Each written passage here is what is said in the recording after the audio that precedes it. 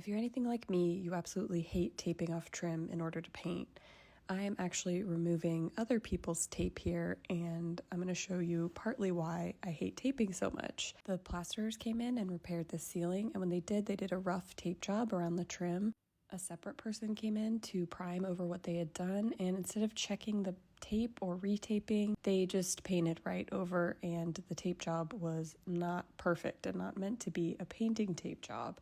So paint got all over the trim, and it's a big mess that I'm gonna have to clean up later, making more work for me.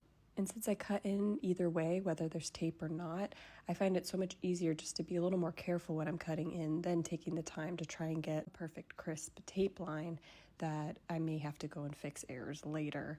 I like the satisfaction of just dragging the paintbrush and having it go in a perfect straight line.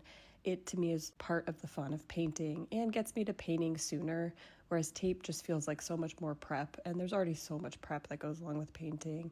I did tape off this little wooden shelf because it had some decorative ridges along the edge, and while I could take the time to paint around those nicely and maybe get a smaller brush for inside the niche, this little section was actually just way easier to tape, and I could just go in, peel off the tape right away after the second coat, and use a wet rag to wipe off any paint that may have crept underneath the tape. This soft sage is actually a sample that we got, and I hated to see it go to waste. I loved the color so much, and since we didn't decide to put it anywhere else, I thought this little niche that hopefully eventually will have a new doorbell in. You guys had so many great suggestions on where to find a chime doorbell. We are going down the rabbit hole of that one, and I thought I'd make it pretty for its new house. We have these decorative wall plates for the banister, and they are bolted into the plaster, and so we didn't want to risk taking them out to have plaster crumble around them, so I went in with a little paintbrush and just painted around them. I had my wet rag handy because I had to wipe off about every 5 seconds because this was a really difficult task, but it was really satisfying in the end and just made it look really crisp because there was so much excess wallpaper that had been stuck behind them. Cleaning them out and getting them really fresh makes them just stand out in such a fun way. This also would have been such a futile taping job. I felt like going in and painting and wiping off the excess was just quicker and easier and more fun.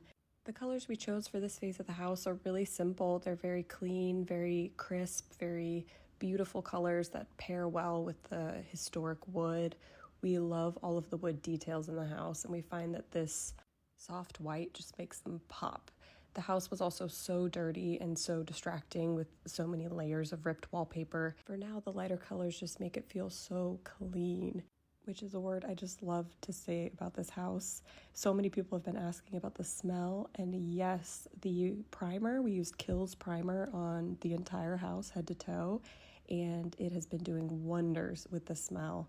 We simply cannot wait for the floors to be done because we feel like that'll be kind of the final straw with getting the gross smells out and making it feel like a real house.